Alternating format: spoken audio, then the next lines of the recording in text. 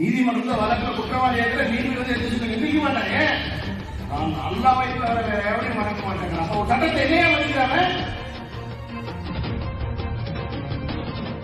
இந்துமணிக்காரன் வீட்டுல இருந்து வரும்போது வாய்க்கு அரிசி போட்டு வந்தாரையா கவலைப்பட மரணத்தை பற்றி கவலைப்படுவது இந்துமணிக்காரன். அவர் சசிகுமாரனுடைய மரணம் லட்சக்கணக்கான இளைஞர்கள் கொங்கு மண்டலத்துல இந்துமணி சொல்றாங்க ஜெயிக்க முடியும். இன்னைக்கு இந்துமணி தான் இன்னைக்கு வெற்றி பெற இயக்கம் மாறி இருக்கிறது. வீரத்தில் ஆயிரத்துக்கு அர்த்தம் தான் நீங்க இஸ்லாமிய பயங்கரவாதம் இந்து சமுதாயத்தை படுகொலை மூலமாக ஒடுக்கலாம் நினைக்கிறாங்க. 1989 ஆகஸ்ட் 31 அன்னைக்கு கோயம்புத்தூர் முதல் முறையாக போஸ்டர் ஒட்டி அன்னைக்கு இந்துடைய அமைப்பாளரான இருந்த வீர கணேசே ஒரு 6 பேர் கொண்ட கும்பல் கொண்டாங்க. அப்பொழுது அவருடைய அஞ்சலி நம்முடைய ராமகோபாலையா சொன்னாங்க, வீர கணேஷ் நீ புதைக்கப்படவில்லை விதைக்கப்பட்டாய். அன்னையிலிருந்து இன்னைக்கு வரைக்கும் நூற்றுக்கணக்கான பேர் வலியுறுத்திருக்கிறோம். இந்துமணி பேரியக்க அரசியல் கட்சி இல்ல, தேர்தல் நிற்காது. இங்க வந்துட்டு யாருக்கு எம்எல்ஏ எம்பி மந்திரி கவுன்சிலர் ஆசைப்படி கிடையாது. இந்து சமுதாயத்துக்காக லட்சியத்துக்காக வந்திருக்கிறோம். ஒரு மரணம் வரும் என்று தெரிந்து அந்த மரணத்தை எதிர்கொள்வதற்கு தயாராக இருக்கின்ற இயக்கம் இந்துமணி இயக்கம். ஏனென்று சொன்னால் இந்த இஸ்லாமிய பயங்கரவாதம் என்பது உலக அளவிலே அச்சுறுத்தல் உள்ளது. இயற்கை அதிகாரிகள் அது தெரியும். தெரிந்தும் அரசாங்கத்துடைய சிறுபான்மை ஒன்றுக்காக வேடிக்கை பார்க்கிறாங்க. இந்த இஸ்லாமிய பயங்கரவாதிகள் எப்படிப்பட்டவர்கள் தெரியுமா? யாரெல்லாம் சமுதாயத்துக்கு வேலை செய்கின்றார்களோ அவர்களை கொள்வார். அவனுக்கு லட்சியம் கிடையாது. அப்படிதான் 1997 கோயம்புத்தூர்ல செல்வராஜ் என்ற காவல்துறையை படுகொலை செஞ்சாங்க. அன்னைக்கு இருந்த வீரமான காவல்துறையினர் ரோட்டுக்கு வந்து போராடினாங்க. செல்வராஜ் படுகொலைக்காக இன்னைக்கு குரல் கொடுத்துக் கொண்டிருக்கின்றது இந்துமணி மாற்றம் தான். 5 ஆண்டு ஆயிரத்து நம்முடைய சசிகலா படுகொலை செய்தது. அதோட முற்றுப்புள்ளி வந்துட்டு நடத்தி நினைச்சாலும் அதோட முட்டாள் யாரும் இல்லை. தஞ்சாவூர்ல ராமலிங்கம் கும்பகோணம் பக்கத்துல அவர் பாடாளுமன்ற கட்சி சேர்ந்தவர். அந்த ரீதியிலே முஸ்லிம்கள் மத பிரச்சாரம் செய்யறாங்க. இந்துக்கள் மத்தியில பண்ணாதான் சொன்னாங்க. அந்த அன்னைக்கு அவர் 2 கையை வெட்டி படுத்து வந்திருந்தாங்க. அந்த ராமலிங்கம் அவர் இந்துமணி கிடையாது. எங்களுக்கு கொண்டது வந்து மதமாற்றம் தெரிய நாங்க திருநீர் கொண்டு வச்சுக்கலான்னு கேட்டாங்க. வேற ஒண்ணும் கேட்கல. அதுக்காக வெட்டி கொண்டாங்க. இந்த காவல்துறையில சில நேரடியான அதிகாரி இருக்கிறாங்க. அவரை முஸ்லீம் தீவிரவாதிகளை பிடிக்கிறாங்கன்னு சொல்லி அந்த தீவிரவாதிகள் என்ன பண்ணாங்க தெரியுங்களா? கடந்த ஆண்டு கன்னியாகுமரி மாவட்டத்தில் கேரள எல்லையில் இருந்த கரிகாமணி அந்த செக் போஸ்ட் இருந்தார் ஒரு எஸ்ஐ. அவர் பேர் வில்சன். அவரை திகாது முறையில் படுகொலை பண்ணாங்க. அந்த எஸ்ஐக்கும் இந்த கேஸ் எந்த சம்பந்தமும் கிடையாது. அவர் ஒரே ஒரு தப்பு பண்ணார், காக்கி சட்டை போட்டார்.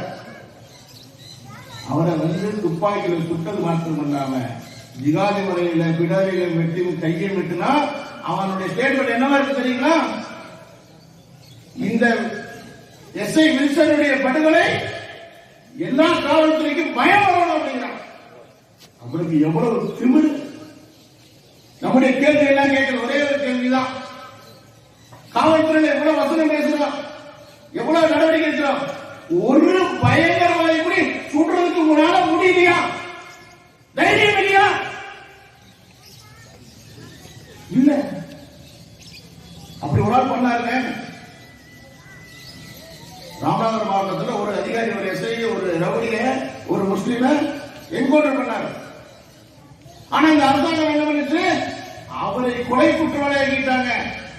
அந்த காளிதாஸ் என்கின்ற எஸ்ஐ என்ன பண்ணாங்க தெரியுமா? அவரை பிடிச்சி உள்ள ஜெயில போட்டு அவர்களை திருநாட்டு போட்டு அவர் கொலை குற்றவாளி. ஆனா அவர் சொன்னது ஒரு முஸ்லீம் ஒரு ரவுடி. இதுக்காக எந்த காவல்துறை அதிகாரி சாதாரண குரல் கொடுக்கலீங்க. சாதாரண ரோட்ல வியாபாரம் பண்றாங்க கூட சங்கம் இருக்குதுங்க, பூக்கட்டாளர் சங்கம் இருக்குது. ஆனா காவல்துறைக்கு சங்கம் கிடையாது. அந்த காளிதாசுக்கு இன்னைக்கு குரல் கொடுப்பது யாரும் இருக்குன்னா இந்து மட்டும்தான். இங்க இருக்க அத்தனை காவல்துறை இருக்கிறாங்க. சொல்ற முடிச்சுக்கோங்க, அதிகாரம் உங்கள்கிட்ட. இஸ்லாமிய பயங்கரவாதம் முடிஞ்சிருச்சா? சசிகுமாருடைய குற்றவாளிகளை இன்னைக்கு கடந்த வாரம் முடி முடிச்சிருக்கிறாங்க. தேசிய புலனாய்வு முகமை NIA போய் கேஸ் நம்மகிட்ட கிடையாது.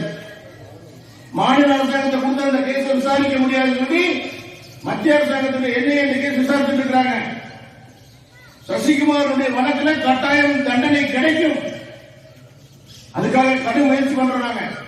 ஆனா என்ன சொன்னா, இந்த அரசியல்வாதிகள் எல்லாம் சேர்ந்து இந்த கம்யூனிஸ்ட் கட்சிக்காரங்க இங்க வந்து என்ன சொன்னா, இதெல்லாம் சாதாரண படுகொலை, சாதாரண பிரச்சனை. ஆனா சசிகுமார் வழக்கு NIA பூந்தமல்லியில் நடக்குது. அந்த வழக்கு விசாரணைக்காக 40 வக்கீல் வராங்க. ஒரு வக்கீலுக்கு ஒரு சிட்டிங்கு 5 லட்சம் ரூபாய், கிட்டத்தட்ட ஒரு நாளுக்கு வாய்தாக்கு ஆதரவா இருந்து கிட்டத்தட்ட 1 கோடி ரூபாய் செலவு பண்றான். இந்த சசிகுமார் வழக்குக்காக கிட்டத்தட்ட 60 கோடி ரூபாய் பணம் வச்சிருக்கிறான். சாதாரண படுகொலையா? 60 கோடி ரூபாய் எதுக்கு பணம் எப்படி வந்து இருக்கலாம்? இதை பத்தி இந்த அதிகாரிகள் அரசியல் கவலைப்பட்டிருக்காங்க. இவன் பின்னணி சர்வதேச பின்னணி, அரசாங்கத்தை புரிந்து கொள்ள வேண்டும். அவங்க என்ன நினைக்கிறாங்க? சிறுபான்மை ஓட்டு, இவங்க பதவி கிடைக்கிறாங்க, சிறுபான்மை ஓட்டுக்கிறான். ஆனா சிறுபான்மை ஓட்டு மக்களுக்கு பாதுகாப்பானது. இஸ்லாமிய பயங்கரவாதி என்ன சொல்றாங்க? படுகொலை பண்ணிட்டாரு, சசிகுமாருடைய மரணம் நடந்துவிட்டது. அன்னைக்கு லட்சக்கணக்கான இளைஞர்கள் தமிழக முழுவதும் கொந்தளிச்சுட்டாங்க, ஊர்வலத்தை வராங்க. அப்ப தகராறு என்ன சொல்றாங்க? அது தகராறு, அதை எடுத்துட்டாங்க, இதை எடுத்துட்டாங்க சொன்னாங்க. நாங்க சொல்றது ஒரே ஒரு விஷயம் தான், நீங்க எங்க பொருளா போச்சு அதெல்லாம் வாங்கி கொடுப்பாங்க. சசிகுமார் உயிரை திருப்பி கொடுக்க முடியுமா? அவர் குடும்பத்துக்கு அவருடைய உயிரை உடனே திருப்பி கொடுக்க முடியுமா? ஏன் இந்த படுகொலை நடக்குது? சசிகுமார் மேடையில் பேசுறவரா, இந்த இஸ்லாமத்தை பத்தி பேசினவரா, இல்ல ஏதாவது முகநூல் இஸ்லாமத்தை பத்தி போட்டிருக்காரா? இஸ்லாமுக்கு அவர்கள் சண்டையிட்ட நேரடியா எதுவும் கிடையாது. சாதாரண அப்படி கொஞ்சம் கோபப்படுவார். சசிகுமார் கோபப்படாத, என்னைக்கு திருச்சி முகத்தோடு இருப்பார். என்ன சொன்னாலும் திருச்சி முகத்தோடு இருப்பார். ஒரு அப்பாவி, ஒரு வெள்ள மனசு உள்ள ஆளு தனியா வரும்போது பின்னாடி நின்று முதுகுல குத்துறாங்க. நேருக்கு நேரம் குத்த முடியாது. நேருக்கு நேரம் வந்தா கண்டிப்பா 2 பேரும் பொருளை கொடுத்தா சசிகுமார் செத்து போயிருப்பாங்க. ஏன்னா வேறு நிலை ஏமாதி வேலூர்ல நம்முடைய எதிர்மொழி மாநிலத்தில் கூட கைது பண்ணாங்க. அந்த வழக்கில் நாங்கள் சொன்னோம், இந்த அதிகாரி கேட்கல. அந்த வழக்கில் அத்தனை ஸ்டேட்மெண்ட் ஆடிட்டர் ரமேஷ் வழக்கு சரி, வேலூர் விளையாட்டு வழக்கிலே தெளிவாக ஸ்டேட்மெண்ட். 4 பேர் கொண்ட கும்பல் தான் வச்சாங்க, பின்னாடி இருக்குதுன்னு சொல்லி. ஆனா இவங்க 3 பேர் பன்னாரசு நாயுடு, போலீஸ் பக்ரதீன்னு, பிலால் மாலிக், இந்த 3 பேர் கூட கேஸ் முடிச்சிட்டாங்க.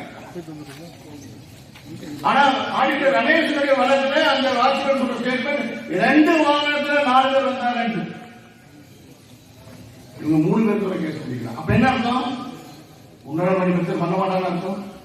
அவன் தப்பு. ஏன் என்ன நினைக்கிறாங்க? சாதாரண கூட நினைக்கிறாங்க, கட்டாயம் கிடையாது. இவங்க முழுக்க இஸ்லாத்தை நம்ம பாரத நாட்டில், குறிப்பா தமிழகத்தில் அந்த இஸ்லாத்துடைய அவங்களுடைய சட்டத்தை அமல்படுத்த பார்க்கலாம். நம்ம சட்டத்தை கேட்க தயாரா இல்லை. அவன் சொல்றான், நீதிபதி வந்தா கூட நீதிமன்றத்தில் எதிர்த்து நிற்க மாட்டான். ஏங்க நீதிமன்றத்தில் வழக்கில் குற்றவாளி ஏற்ற நீதிபதி எதிர்க்க மாட்டான். ஏன்? நான் அல்லாவை தவிர வேற எவரையும் வணங்க மாட்டேங்கிறேன். அப்ப ஒரு சட்டத்தை என்னையா வணங்கிறாங்க? இங்க இருக்கிற அதிகாரிகளுக்கு ஒரு கோபம் வர வேண்டாம். சாதாரண ஹெல்மெட் கூட பிடிக்க தைரியம் கொடுக்கணும். நம்ம அத்தனை பேர் மன சட்டத்துக்கு கட்டுப்படுறோம். ஹெல்மெட் போடுறோம், ஹெல்மெட் போட மாட்டோம். வெள்ள துப்பி போட்டா வாங்கி போட்டு என்னைய அவங்க சட்டத்தை மதிக்கிறாங்க. தைரியம் வேண்டாம். இவனை பாருங்க, ஹெல்மெட் போடுறது எல்லாருக்கும் போது கேஸ் போட்டு போட மாட்டாங்க. ஐயோ முஸ்லீம் ஹெல்மெட் போட மாட்டாங்க. ஹெல்மெட் சட்டம் எல்லாத்தையும் அவங்க உயிருக்கு தானே போட சொல்றோம். அப்போ அதிகாரிகள் என்னைக்கு வலிமையா இருக்கிறாங்களோ, அதிகாரிகள் என்னைக்கு தைரியமா இருக்கிறாங்களோ, நேர்மையா இருக்கிறாங்களோ, அன்னைக்கு சட்டம் ஒழுங்கு சரியா இருக்கும். இல்ல இல்ல நீ சட்டம் ஒழுங்கு சரியா இருக்குது அப்படின்னா கட்டாயம் கிடையாது. ஏன்னு சொன்னால் இன்னைக்கும் எப்ப வேணா பிரச்சனை வர்றதுக்கு, என்ன வேணா காலம் வர்றதுக்கு தயாரா இருக்கிறோம். எல்லா வழக்கையும் எடுத்து பாருங்க, எல்லா வழக்கிலையும் பின்னணியில நிறைய குற்றவாளிகள் இருக்கிறார். ஒருவர் குற்றவாளி உங்கள் வழக்கில் தொடரப்பட்டிருக்கிறார், சம்பந்தப்பட்டிருக்கிறார்.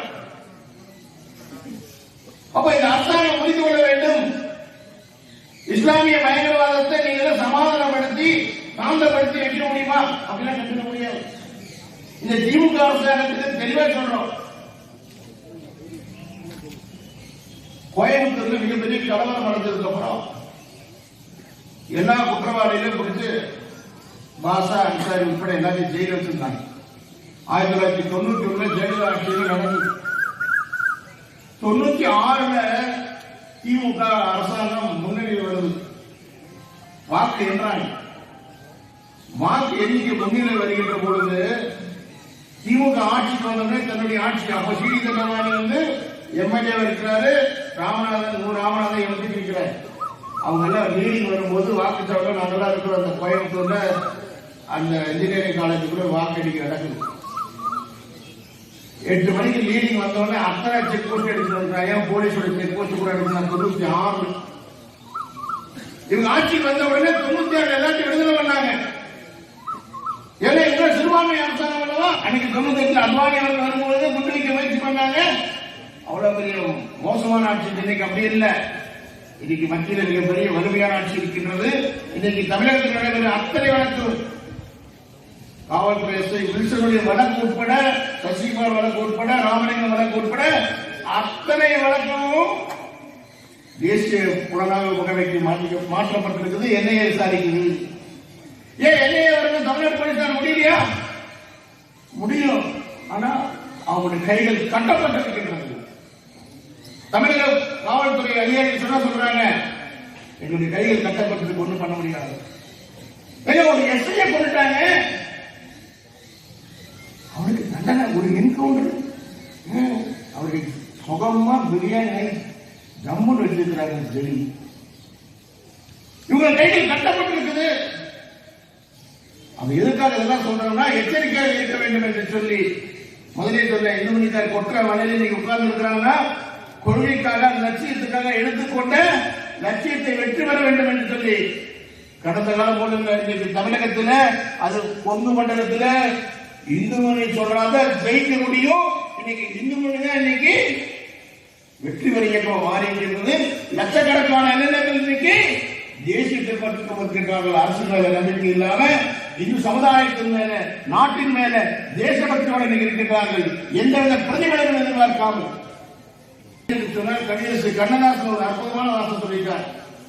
இந்துஸ்தானம் பொங்கி எழுந்தால் அது எந்த ஸ்தானமும் தாங்காது. பாகிஸ்தானம், ஆப்கானிஸ்தான் தாங்காது. இந்துஸ்தானம் அமைதியாக இருக்க வைக்கிறது உங்களுக்கு நல்லது. இந்துக்கள் அமைதியா போற வரைக்கும் உங்களுக்கு நல்லது. ஏதாவது மீண்டும் வன்முறை எடுக்கலாம், பயங்கரவாத செயல் ஈடுபட்டா நினைச்சு என்று சொன்னால் அது உங்களுடைய வரலாற்றில் ஒரு கருப்பு நாளாகவே இருக்கும். ஏன்னா இந்துக்கெல்லாம் ஒன்றுபட்டாச்சு, இந்து உணர்வு வந்துச்சு. இன்னைக்கு இந்துக்களுக்காக ரோட்ல வந்துட்டு லட்சக்கணக்கானவே ரோட்டு தர ஆரம்பிச்சுட்டாங்க. அவங்க இந்த அரசாங்கம் புரிந்து கொள்ள வேண்டும். இன்னைக்கு இருக்கின்ற முதலமைச்சர் புரிந்து கொள்ள வேண்டும். வெறும் சிறுபான்மை போட்ட பிச்சைகளை வந்து சொல்றாங்க. அரசாங்கம் என்ன நினைக்கிறாங்க? ஓ அவங்க தான் நினைச்சாங்க. அப்படி இல்லை, சிறுபான்மை ஓட்டு போட்டாங்க, பெரும்பான்மையை ஓட்டு போட்டிருக்கிறாங்க. ஒரு பாதிரியார் சொல்றாரு, நம்ம தொழில் மட்டும்தான் சொல்றாரு, விநாயகர் சதுர்த்தி அன்னைக்கு நாங்க விநாயகர் வரக்கூடாதுன்னு பிரேயர் பண்ணுவோம் சொல்லி அந்த கொஞ்சம் குண்டாச கூட நம்ம கடிச்சு பண்றோம். அவங்க எவ்வளவு தைரியம் பாருங்க. நம்ம ஊர்ல நம்ம விநாயகர் கும்பிட்டாக்க விநாயகர் கோயில் விநாயகர் சதுர்த்தி அன்னைக்கு பிரச்சாரம் பண்ணுவாங்களாம். அப்படி நாங்கெல்லாம் திருப்பி பண்ண என்ன ஆகும்? உங்களுடைய திருவிழா அன்னைக்கு நாங்கெல்லாம் திருப்பி உங்க சர்ச்சு முன்னாடியும் உங்க மசூதி முன்னாடி இருந்தது நாங்கெல்லாம் பிரேயர் பண்ணான்னு சொல்லி நாங்க பஜனைகள் செஞ்சீங்களா என்ன ஆவீங்க? நாடு, மதசார்பற்ற நாடு சொல்றீங்க, இப்படிலாம் பண்ணலாமா? எல்லாம் வாட்ஸ்அப், பேஸ்புக் எல்லாம் வந்து பெட்டிஷன் வந்து காவல் நிலையத்தை முற்றுகையிட்டு நம்ம கைது பண்ணி 4 செக்ஷன் வச்சிருக்கீங்க. எவ்வளவு திமிரா இருக்கு! பெரும்பான்மையாக இந்துக்களுடைய மத உணர்வுகளை புண்படுத்துறா, அவனை கொடுத்து குண்டா சொல்றதை அடுத்த பத்தி செய்ய மாட்டான். அப்ப இந்த அதிகாரிகள் என்ன நினைக்கிறாங்க? இப்போ சிறுபான்மையினர் கை வச்சா முதலமைச்சர் தான் நினைச்சு போறாரு. கண்டிப்பா முதலமைச்சர் நினைக்க மாட்டார். ஏன்னா அவர் போட்ட பிச்சை தளர்ந்து அந்த அளவுக்கு சொல்ல மாட்டாங்க, கவலைப்படாம. அதனால தயவு செய்து அதிகாரிகள் நீங்க நேர்மையா இருக்க, எங்களுக்கு சாதகமாக என்னைக்கு கேட்க மாட்டேன். எங்களுக்கு எந்த காலத்தும் சாத வேண்டியதில்லை. எங்களுக்கு ராஜ்குமார் சொன்னாங்க, சிறைச்சாலை எங்களுக்கு தவச்சாலையா, நாங்க ஜெயில பற்றி கவலைப்படாத ஆளு. ஆனா நேர்மையா நடைமுறையா இருக்கு. ஒருதலை பட்சமா இருக்காது. ஒருதலை பட்சமா இல்லை என்று சொன்னால் உங்களோட சர்வீஸ்ல ஒரு மிகப்பெரிய மனக்குறை இருக்கும். ஒரு இந்து சமுதாயத்துக்கு மிகப்பெரிய துரோகம் பண்ணிட்டுமே அப்படி ஒரு வரலாற்றுல வந்து உங்க மனசுல உங்க சர்வீஸ்ல முடிச்சதுக்கு அப்புறம் கண்டிப்பா ஒரு வேதனை இருக்கு. எங்களுக்கு எந்த வேதனையும் இருக்காங்க. இந்து சமுதாயத்துக்காக எந்த ஒரு பிரதிபலனும் எதிர்பார்க்காம இருந்திருக்கும். ஒரு வார்த்தை சொல்லுவாங்க, அழகா சொல்லுவாங்க, இந்து மணிக்கான வீட்டுல இருந்து வரும்போதே வாய்க்கு அரிசி போட்டு வந்தாங்க, கவலைப்பட மரணத்தை பற்றி கவலைப்படுவது இந்து மணிக்காரர்கள்.